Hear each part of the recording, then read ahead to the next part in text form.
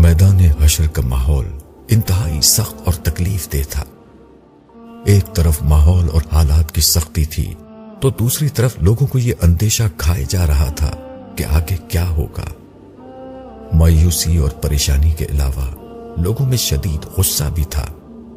یہ غصہ اپنی ذات پر بھی تھا اور اپنے لیڈروں اور گمراہ کرنے والے رہنماؤں پر بھی تھا۔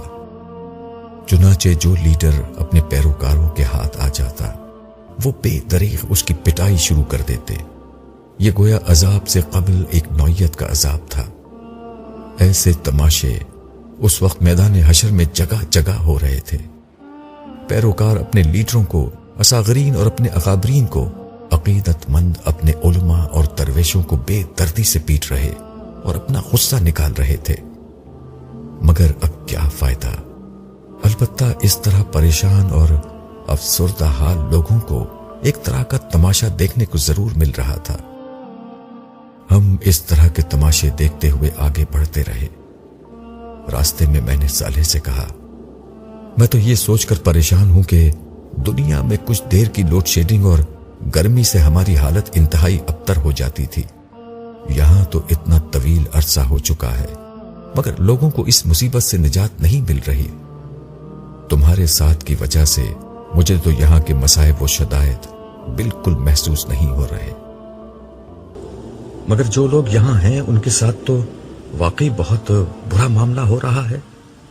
اپنے الفاظ کی تصحیح کر لو، برا نہیں ہو رہا، عدل ہو رہا ہے۔ ہاں، معاملہ بلا شبہ شدید ہے اور اسی وجہ سے ساری مخلوقات نے اختیار اور اقتدار کے اس بار امانت کو اٹھانے اور سزا جزا کے اس کڑے امتحان میں کھڑے ہونے سے انکار کر دیا تھا۔ میری سمجھ میں نہیں آتا کہ عام لوگوں کے ساتھ اتنی مشکل ہے تو جن لوگوں نے سارے انسانوں کی طرف سے اقتدار اور اختیار کا بار اٹھایا تھا ان کے ساتھ کیا ہوگا۔ اس بات سے میرا اشارہ ظالم حکمرانوں اور بد دیانت اہلکاروں کی طرف تھا۔ دیکھنا چاہتے ہو کہ ان کے ساتھ کیا ہو رہا ہے؟ میں نے اس بات میں گردن ہلائی۔ صالح ایک سمت بڑھتے ہوئے بولا، ابھی تک تو ہم صرف اس علاقے میں گھوم رہے تھے جہاں وہ لوگ تھے جن کا حساب کتاب ہونا ہے۔ جس طرح سابقین کا معاملہ ہے کہ وہ عرش کے نیچے خدا کے انعامات میں کھڑے ہیں اور ان کا حساب کتاب نہیں ہونا، صرف رسمی طور پر ان کی کامیابی کا اعلان ہونا ہے، اسی طرح کچھ بدبخت ہیں جن کی بدعمالیوں کی بنا پر ان کی جہنم کا فیصلہ پہلے ہی ہو چکا ہے۔ ہم انہی کی سمت چل رہے ہیں۔ ہم جیسے جیسے آگے بڑھتے رہے گرمی کی حدت اور شدت بہت تیزی سے بڑھتی جا رہی تھی۔ مجھے اس کا اندازہ اس بڑھتے ہوئے پسینے سے ہوا جو لوگوں کے جسم سے بہہ رہا تھا۔ لوگوں کے جسموں سے پسینہ قطروں کی صورت میں نہیں بلکہ دھار کی شکل میں بہہ رہا تھا، مگر زمین اتنی گرم تھی کہ یہ پسینہ تپتی زمین پر گرتے ہی اس میں جذب ہو جاتا۔ پیاس کے مارے لوگوں کے ہونٹ باہر نکل آئے تھے اور وہ کسی طعن زدہ اور پیاسے اونٹ کی طرح ہانپ رہے تھے، مگر پانی کا یہاں کیا سوال۔ ان کے چہروں پر پریشانی سے کہیں زیادہ خوف کے سائے تھے۔ یہ خوف کس چیز کا تھا یہ بھی تھوڑی ہی دیر میں معلوم ہو گیا۔ اچانک لوگوں کے درمیان ایک عجیب ہلچل مچ گئی۔ لوگ ادھر ادھر بھاگنے لگے۔ مجمع چھٹا تو دیکھا کہ ایک آدمی کے پیچھے 2 فرشتے دوڑ رہے ہیں۔ یہ ویسے ہی فرشتے تھے جیسے عرش کے سائے کی طرف جاتے ہوئے ہمیں نظر آئے تھے۔ ایک کے ہاتھ میں آگ کا کوڑا تھا اور دوسرے کے ہاتھ میں ایسا کوڑا تھا جس میں کیلیں نکلی ہوئی تھی۔ وہ آدمی ان سے بچنے کے لیے سر توڑ کوشش کر رہا تھا، مگر یہ فرشتے اس کا پیچھا نہیں چھوڑ رہے تھے۔ صاف نظر آ رہا تھا کہ فرشتے جان بوجھ کر اسے تھکا رہے ہیں۔ وہ اس کے قریب پہنچ کر اسے ایک کوڑا مارتے اور کہتے جا رہے تھے کہ اے حکمران، اٹھ اور اپنی مملکت میں چل۔ کوڑا پڑتے ہی وہ شخص چیختا چلاتا گرتا پڑتا بھاگنے لگتا، پھر وہ فرشتے اس کے پیچھے دوڑنے لگتے۔ مجھے ان موصوف کا تعارف حاصل کرنے کے لیے زیادہ انتظار نہیں کرنا پڑا۔ صالح نے خود ہی بتا دیا، یہ تمہارے ملک کے سربراہ مملکت ہیں۔ کچھ ہی دیر میں سربراہ مملکت آگ اور کیلوں والے کوڑے کھا کر زمین بوس ہو چکے تھے، جس کے بعد فرشتوں نے انہیں ایک لمبی زنجیر میں باندھنا شروع کیا جس کی کڑیاں آگ میں دہکا کر سرخ کی گئی تھیں۔ سربراہ مملکت بے بسی سے تڑپ رہے اور رحم کی فریاد کر رہے تھے، مگر ان فرشتوں کو کیا معلوم تھا کہ رحم کیا ہوتا ہے۔ وہ بے دردی سے انہیں باندھتے رہے۔ جب ان کا پورا جسم زنجیروں سے جکڑ گیا تو اتنے میں کچھ اور فرشتے آ گئے۔ پہلے فرشتے ان سے بولے، ہم نے سربراہ مملکت کو پکڑ لیا ہے، تم جاؤ اور ان کے سارے حواریوں اور درباریوں، خوشامدی اور ساتھیوں کو پکڑ لاؤ جو اس بدبخت کے ظلم اور بدعنوانی میں شریک تھے۔ چنانچہ مجمع میں بڑے پیمانے پر وہی ہلچل، بھاگ دوڑ اور مار پیٹ شروع ہو گئی۔ تھوڑی دیر میں ایک گروہ کثیر جس میں وزراء، عمرا، مشیر، بیوروکریٹس، وڈیرے، جاگیردار، سرمایہ دار اور ہر طرح کے ظالم جمع تھے، گرفتار ہو گیا۔ اس کے بعد ان فرشتوں نے سب کو سر کے بالوں سے پکڑ کر چہرے کے بل گھسیٹنا شروع کر دیا۔ وہ ہمارے قریب سے گزرے تو ان کی کھالوں کے جلنے کی بدبو ہر طرف فضا میں بکھری ہوئی محسوس ہوئی۔ اس بدبو کا احساس ہوتے ہی صالح نے میری کمر پر ہاتھ رکھا تو میری جان میں جان آئی۔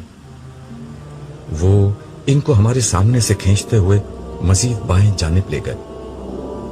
میں ان کے گھسیٹے جانے کے سبب زمین پر بن جانے والی لکیروں اور ان پر پڑے خون کے دھبوں کو دیکھتا رہا جو ان کے جسموں سے رس رہا تھا۔ یہ عبرتناک منظر دیکھ کر بے اختیار میرے لبوں سے ایک آہ نکلی۔ میں نے دل میں سوچا، کہاں گیا ان کا اقتدار؟ کہاں گئے وہ عیش و عشرت کے دن؟ کہاں گئے وہ عالیشان محل، مہنگے ترین کپڑے، بیرونی دورے، شاندار گاڑیاں، عظمت، کر و فر اور شان و شوکت؟ ان لوگوں نے کتنے معمولی اور عارضی مزوں کے لیے کیسا برا انجام چن لیا۔ صالح بولا، یہ سب ظالم، کرپٹ اور عیاش لوگ تھے جن کی ہلاکت کا فیصلہ دنیا ہی میں ہو چکا تھا۔ تاہم یہ ان کی اصل سزا نہیں، اصل سزا تو جہنم میں ملے گی۔ جس طرف فرشتے انہیں لے جا رہے ہیں وہاں سے جہنم بالکل قریب ہے۔ اسی مقام سے انہیں حساب کتاب کے لیے لے جایا جائے گا، جہاں ان کی دائمی ذلت اور عذاب کا فیصلہ سنایا جائے گا۔ پھر انہیں دوبارہ بائیں طرف لایا جائے گا، جہاں سے گروہ در گروہ انہیں جہنم میں ڈال دیا جائے گا۔ حساب کتاب کے ذکر سے مجھے بے اختیار وقت کا خیال آیا تو میں نے صالح سے پوچھا، صالح، رسول اللہ صلی اللہ علیہ وسلم کی دعا کو قبول ہوئے طویل عرصہ گزر گیا ہے، مگر اب تک یہ حساب کیوں نہیں شروع ہوا؟ یہ تم سمجھتے ہو کہ طویل عرصہ ہوا ہے، میدان حشر میں وقت بہت آہستگی کے ساتھ گزر رہا ہے، جس کی بنا پر یہ طویل عرصہ لگتا ہے، مگر عرش تلے بہت ہی کم وقت گزرا ہے۔ تم جاننا چاہتے ہو کہ اتنا وقت بھی بہرحال کیوں لگ رہا ہے؟ تم ہی نے بتایا تھا کہ جن لوگوں کو معاف کیا جانا ہے اس سختی کو ان کی معافی کا ایک عذر بنا دیا جائے گا۔ ہاں، یہ ایک وجہ ہے، مگر دوسری وجہ لوگوں کو یہ احساس دلانا ہے کہ یہاں سارا اختیار اللہ کے ہاتھ میں ہے۔ بات یہ ہے عبداللہ، انسانوں نے اپنے کریم اور مہربان آقا کی قدر نہیں کی۔ آج وہ آقا لوگوں کو یہ احساس دلا رہا ہے کہ انسان کس درجے میں اس کے محتاج اور اس کے سامنے بے وقت ہے۔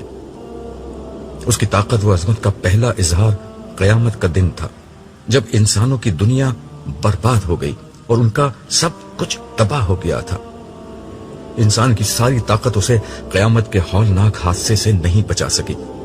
دوسرا موقع آج حشر کا دن ہے، جب سب کو معلوم ہو چکا ہے کہ خدا کے سامنے کسی کی کوئی وقت نہیں ہے۔ تیسرا موقع اب آ رہا ہے، یعنی حساب کتاب کا، جب اللہ تعالیٰ براہ راست آسمانوں اور زمین کا کنٹرول اپنے ہاتھ میں لے لیں گے۔ تو کیا ابھی تک ایسا نہیں ہوا؟ نہیں، ابھی تک ایسا نہیں ہوا۔ ابھی تک نظام کائنات بظاہر فرشتے چلا رہے ہیں اور اللہ تعالیٰ صرف ان کو احکامات دے رہے ہیں۔ تھوڑی دیر میں وہ سارے معاملات براہ راست خود سنبھال لیں گے، تاکہ جنوں، انسانوں اور فرشتوں سمیت ہر مخلوق جان لے کہ سارا اختیار اور اقتدار صرف اللہ ہی کے ہاتھ میں ہے۔ سرے دست سارے آسمانوں میں بکھری ہوئی کائنات جو لامتناہی فاصلوں پر پھیلی ہوئی تھی اس کو سمیٹا جا رہا ہے۔ تمہیں تو معلوم ہے کہ پچھلی دنیا میں یہ کائنات لمحہ بلمحہ پھیل رہی تھی، اب اللہ کے حکم پر فاصلے سمٹ رہے ہیں، اور یہ بے شمار کہکشائیں، ستارے اور سیارے جو پوری کائنات میں پھیلے ہوئے ہیں دوبارہ قریب آ رہے ہیں۔ ایسا کیوں ہے؟ میں نے حیرت سے پوچھا۔ یہ اس لیے ہے کہ اللہ تعالیٰ ان سب کو اہل جنت میں بطور انعام تقسیم کر دیں گے، پھر ان جگہوں پر اللہ کے انعام یافتہ بندوں کی بادشاہی اور اقتدار قائم ہو جائے گا۔ کائنات کو واپس سمیٹنے کا عمل ہی وہ چیز ہے جسے قرآن کریم نے آسمانوں کو خدا کے داہنے ہاتھ پر لپیٹ لینے سے تعبیر کیا ہے۔ پھر صالح نے آسمان کی طرف نظر کی، اس کی پیروی میں نے بھی اوپر دیکھا۔ سورج بدستور دہک رہا تھا۔ میں نے پہلی دفعہ یہ بات نوٹ کی کہ چاند بھی سورج کے قریب موجود تھا، مگر وہ بے نور ہو چکا تھا اور بہت آہستگی کے ساتھ سورج کی طرف بڑھ رہا تھا۔ یہ دیکھ کر صالح نے کہا، آج آسمان و زمین بدل کر کچھ سے کچھ ہو چکے ہیں۔ زمین پھول کر بہت بڑی ہو چکی ہے اور یوں اس کے رقبے میں کئی گنا اضافہ ہو چکا ہے۔ مجھے یاد ہے کہ زمین کا قطر 25,000 کلومیٹر تھا، مگر اب اس میں کئی گنا اضافہ ہو چکا ہے۔ ساتھ ہی یہ زمین اب اس سے کہیں زیادہ حسین اور خوبصورت ہے جتنی پہلے تھی۔ اسرافیل نے 2 دفعہ سور پھونکا تھا۔ پہلی دفعہ سب کچھ تباہ ہو گیا تھا، جبکہ دوسرے سور پر انسانوں کو زندہ کر دیا گیا۔ ان دونوں کے بیچ میں اللہ تعالیٰ کے حکم سے زمین بڑی ہوئی اور فرشتوں نے اس پر اہل جنت کے لیے اعلیٰ ترین گھر، محلات، باغات اور ان کے سکون و تفریح کے لیے بہترین چیزیں اور تمہارے لیے ناقابل تصور حد تک حسین ایک نئی دنیا بنا دی ہے۔ ہر جنتی کو اس کا گھر اسی زمین میں دیا جائے گا اور اسے رہنے بسنے کے لیے بڑے بڑے رقبے دیے جائیں گے۔ زمین کے وسط میں دہکتے ہوئے آتش فشاں اور کھولتے پانی کے چشموں کے درمیان میں اہل جہنم کا ٹھکانہ ہوگا۔ میں نے اس کی بات کا خلاصہ کرتے ہوئے کہا، تم نے جو کچھ کہا ہے قرآن کریم کے بیانات سے مجھے اس کا پہلے ہی اندازہ تھا۔ قرآن کریم کے بیان سے یہ معلوم ہوتا ہے کہ زمین کے وارث خدا کے نیک بندے ہوں گے اور سطح زمین جنت میں بدل دی جائے گی جہاں اہل جنت کا ٹھکانہ ہوگا۔ زمین کے بیچ میں اہل جہنم ہوں گے، جبکہ آسمانوں میں موجود ستارے اور کہکشائیں بطور انعام و بادشاہی اہل جنت میں تقسیم ہوں گے۔ ویسے ان میں کیا ہوگا؟ اس کی تفصیل دربار والے دن سامنے آئے گی۔ دربار والی بات یاد ہے نا؟ ہاں، تم نے بتایا تھا کہ حساب کتاب کے بعد اہل جنت کی اللہ تعالیٰ کے ساتھ جو نشست ہوگی اس کا نام دربار ہے۔ اس نشست میں تمام اہل جنت کو ان کے مناصب اور مقامات رسمی طور پر تفویض کیے جائیں گے۔ یہ لوگوں کی ان کے رب کے ساتھ ملاقات بھی ہوگی اور مقربین کی عزت افزائی کا موقع بھی ہوگا۔ ہاں، اس روز انعام بھی دیا جائے گا اور کام بھی بتایا جائے گا۔ اتنی دیر میں بے نور چاند سورج میں ضم ہو چکا تھا۔ یہ دیکھ کر صالح بولا، آسمان پر موجود نشانیاں بدل رہی ہیں۔ چاند کا سورج میں ضم ہو جانا اسی کی ایک علامت ہے۔ اس کا مطلب یہ ہے کہ سارے آسمان سمیٹ لیے گئے ہیں۔ اب کسی بھی لمحے پروردگار عالم کا ظہور ہوگا اور وہ عدالت شروع ہو جائے گی جس کا انتظار تھا۔ اس وقت تمہیں اور ساری دنیا کو معلوم ہو جائے گا کہ اللہ جل جلالہ کس عظیم و اعلی ہستی کا نام ہے۔ ابھی صالح کا جملہ ختم بھی نہیں ہوا تھا کہ ایک زوردار دھماکہ ہوا۔ سب لوگ لرز کر رہ گئے۔ آواز چونکہ آسمان کی جانب سے آئی تھی اس لیے ہر نگاہ اوپر کی طرف اٹھ گئی۔ میں اور صالح بھی لوگوں کے ساتھ اوپر دیکھنے لگے۔ ایک حیرت انگیز منظر سامنے تھا۔ آسمان میں شگاف پڑ چکا تھا اور تھوڑی ہی دیر میں وہ بادلوں کی طرح پھٹ کر ٹکڑے ٹکڑے ہو گیا۔ ان شگافوں کو دیکھ کر ایسا لگا کہ آسمان میں دروازے ہی دروازے بن گئے ہیں۔ ہر شگاف سے فرشتوں کی فوج در فوج زمین کی طرف اترنے لگی۔ ان کی تعداد اتنی زیادہ تھی کہ کسی قسم کی گنتی اور اندازہ محال تھا۔ فرشتوں کے مختلف گروہ تھے اور ہر گروہ کا انداز اور لباس بالکل مختلف تھا۔ وہ فرشتے میدان حشر کے وسط میں ایک جگہ اترنے لگے اور انہوں نے درمیان میں موجود ایک بڑی اور بلند خالی جگہ کو اپنے گھیرے میں لے لیا۔ فرشتے آسمان سے اترتے جاتے اور دائرہ در دائرہ ہاتھ باندھ کر معدب انداز میں کھڑے ہوتے جاتے۔ ہر لمحہ ان کی تعداد بڑھتی جا رہی تھی۔ اس دوران میں لوگوں کی چیخ و پکار بھی تھم چکی تھی۔ ہر شخص پھٹی آنکھوں سے ٹک ٹکی باندھے اسی سمت دیکھے جا رہا تھا۔ اب فضا میں بس کچھ سرگوشیوں کی سرسراہٹ ہی باقی رہ گئی تھی۔ اس کی وجہ یہ تھی کہ ہر شخص اپنے برابر والے سے پوچھ رہا تھا کہ یہ کیا ہو رہا ہے۔ مجھے قدرے اندازہ تھا کہ یہ کیا ہو رہا ہے، لیکن پھر بھی میں نے صالح سے وضاحت چاہی۔ اس نے حسب توقع جواب دیا، حساب کتاب شروع ہو رہا ہے، بارگاہ اہدیت کا دربار سجایا جا رہا ہے، یہ اس کا پہلا مرحلہ ہے۔ فرشتے مسلسل اتر رہے ہیں اور کافی دیر تک اترتے رہیں گے۔ اس کے بعد سب سے آخر میں حاملین عرش اتریں گے۔ تم تو ان سے مل چکے ہو، وہ اس وقت 4 تھے، اب 4 مزید ان میں شامل ہو جائیں گے۔ کل 8 فرشتے عرش الہی کے ساتھ نازل ہوں گے۔ عرش الہی، میں نے زیر لب ان الفاظ کو دہرایا۔ صالح نے مزید وضاحت کرتے ہوئے کہا، تم تو سمجھ سکتے ہو اللہ تعالیٰ عرش پر بیٹھتے نہیں ہیں، وہ اس طرح کے تمام انسانی تصورات سے پاک ہیں۔ یہ عرش اصل میں مخلوق کے رجوع کرنے کی جگہ ہے، جیسے دنیا میں بیت اللہ ہوا کرتا تھا بطور قبلہ۔ اللہ کے گھر کا مطلب یہ نہیں تھا کہ اللہ تعالیٰ وہاں رہتے تھے، لیکن انسان اس کی طرف جب رخ کرتا تھا تو اس کے لیے وہ ایک مقام رجوع بن جاتا تھا۔ اسی طرح آج عرش الہی کے ذریعے سے لوگ اللہ تعالیٰ کے ساتھ مکالمہ کریں گے۔ میں نے پوچھا، گویا لوگ اللہ تعالیٰ کی بات سنیں گے؟ صالح نے کہا، ہاں، ویسے ہی جیسے حضرت موسیٰ نے طور کی وادی میں ایک درخت کے اندر سے اللہ تعالیٰ کی آواز آتے ہوئے سنی تھی۔ اور ہاں عبداللہ، ایک بہت خاص بات بھی سن لو۔ میں پوری طرح متوجہ تو تھا ہی، لیکن اب یکسوئی سے اسے دیکھنے لگا۔ حاملین عرش کے نزول کے ساتھ ہی عرش نور الہی کی تجلی سے جگمگا اٹھے گا، جس کے ساتھ پوری زمین پر اس نور کا اثر پھیل جائے گا۔ اس کا مطلب یہ ہوگا کہ زمین اپنے رب کے نور سے روشن ہو جائے گی اور معاملات اب براہ راست اللہ تعالیٰ کی اپنی نگرانی میں انجام پانا شروع ہو جائیں گے۔ یہ مطلب ہے قرآن کریم کی اس بات کا کہ زمین کو خدا اپنی مٹھی میں لے لے گا۔ اس وقت پہلا حکم یہ دیا جائے گا کہ ہر شخص اللہ تعالیٰ کے حضور سجدے میں گر جائے۔ عبداللہ، اس وقت بہت عبرتناک منظر سامنے آئے گا۔ تم دیکھو گے کہ سارے فرشتے سجدے میں ہوں گے۔ عرش کے دائیں ہاتھ کی طرف عرش الہی کے مامون سائے میں موجود سارے انبیاء، صدیقین، شہداء اور صالحین سب سجدے میں ہوں گے۔ میں نے بے اختیار پوچھا، اور یہاں حشر کے میدان میں موجود لوگ؟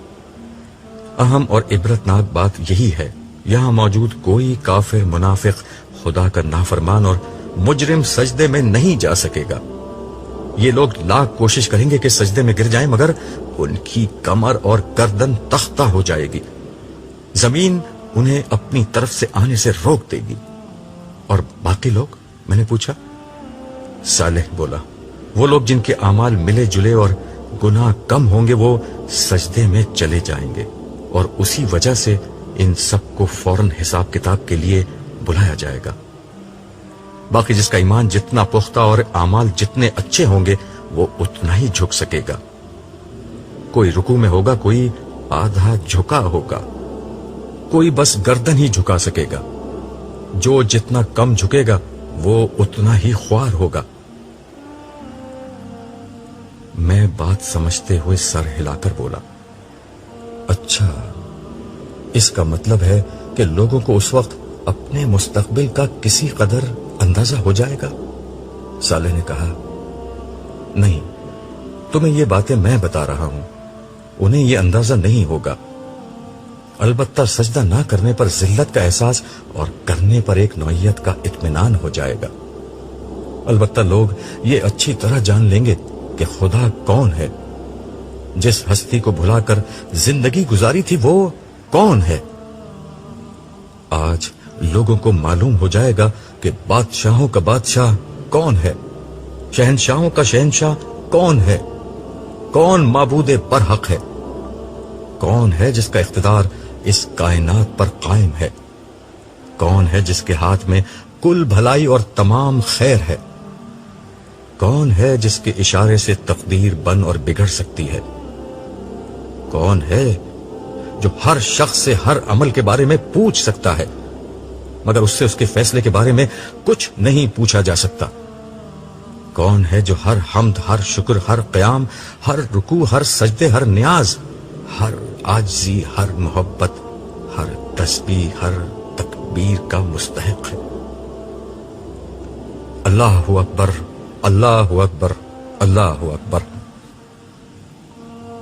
یہ الفاظ کہتے ہوئے صالح کے جسم پر ایک لرزہ طاری ہو گیا اور آخری اللہ اکبر کہتے ہوئے وہ سجدے میں گر گیا۔ اسی لمحے مجھے محسوس ہوا کہ زمین پر ایک خاص نوعیت کی روشنی پھیل چکی ہے، ماحول ایک خاص قسم کے نور سے جگمگا اٹھا ہے، اس کے ساتھ ہی کانوں میں فرشتوں کی تسبیح اور تہلیل و حمد و شکر اور تمجید و تکبیر کی صدائیں آنے لگی۔ مجھے اندازہ ہو گیا کہ عرش الہی کی تجلیات سے ماحول منور ہو چکا ہے، مگر میں اس پورے عمل میں نظر جھکا کر کھڑا رہا تھا۔ ڈر کے مارے میں نے عرش کی طرف دیکھنے کی کوشش ہی نہیں کی تھی۔ کچھ دیر نہ گزری تھی کہ میرے کانوں نے جبریل امین کی مانوس مگر انتہائی باروب آواز بلند ہوتی سنی، آج کے دن بادشاہی کس کی ہے؟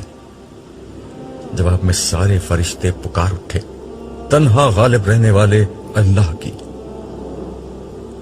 جبریل امین یہ سوال بار بار دہراتے اور ہر بار فرشتے با آواز بلند یہی جواب دیتے۔ اس عمل نے میدان حشر میں ایسا حشر برپا کر دیا کہ دل لرزنے لگے۔ آخرکار ایک صدا بلند ہوئی، اور رحمان کے بندے کہاں ہیں؟ پروردگار عالم کے غلام کہاں ہیں؟ اللہ جل جلالہ کو اپنا معبود، اپنا بادشاہ اور اپنا رب ماننے والے کہاں ہیں؟ وہ جہاں بھی ہیں خداوند سارے جہاں کے رب کے حضور سجدہ ریز ہو جائیں۔ یہ سننا تھا کہ میں کچھ دیکھنے کی کوشش کیے بغیر ہی صالح کے برابر میں سجدہ ریز ہو گیا۔ میدان حشر میں ایک دم خاموشی چھا گئی، ایسا سناٹا تھا کہ سوئی زمین پر گرے تو اس کی آواز بھی سنائی دے جائے۔ میں نے سجدے کے عالم میں جتنی عافیت اس لمحے محسوس کی، زندگی میں کبھی محسوس نہ کی تھی۔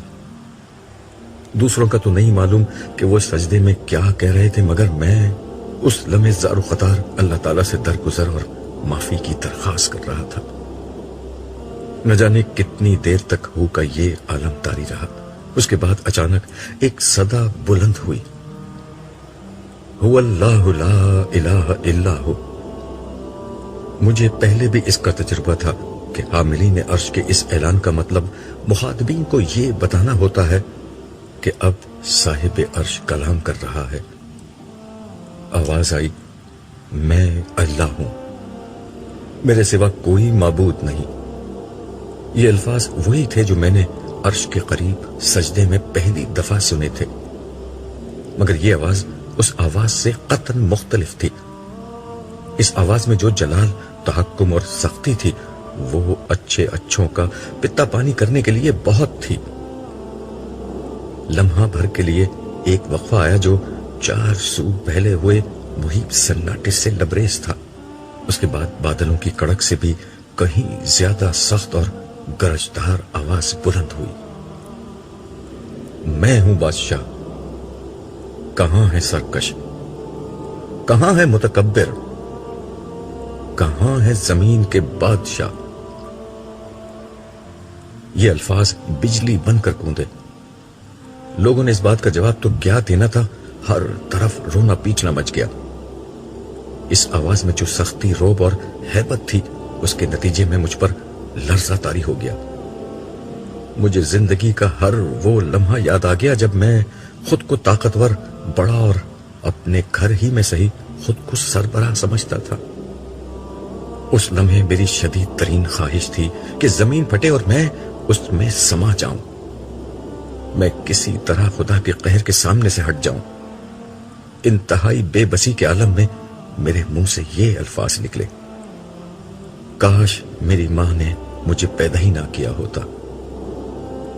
اس کے ساتھ ہی میرے دل و دماغ نے میرا ساتھ چھوڑ دیا اور میں بے ہوش ہو کر زمین پر گر گیا.